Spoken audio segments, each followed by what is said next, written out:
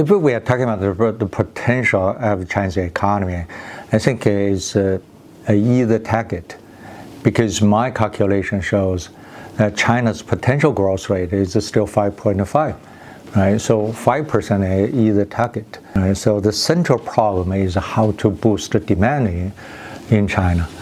But if the constraint is on the demand side, then you have to have debt expansion.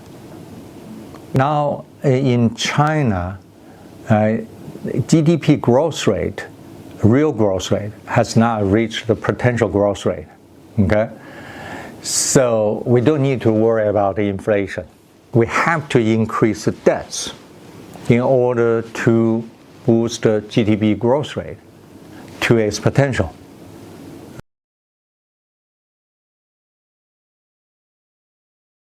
I think the government probably needs to take a bigger step to boost the demand in China.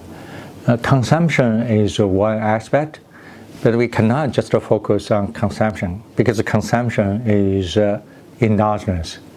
Right? It depends on people's expectation for future income. And then if you look at the corporate sector, companies don't want to take big steps to invest. If the people's expectations are not that good, PPI is coming down, then people don't have incentive to invest.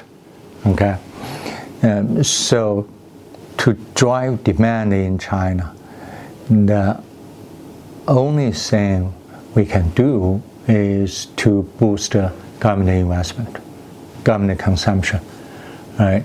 I think we have to strike a balance between government consumption and the government debt. Nowadays, we put more emphasis on government debts, right? So government cannot, borrow like before.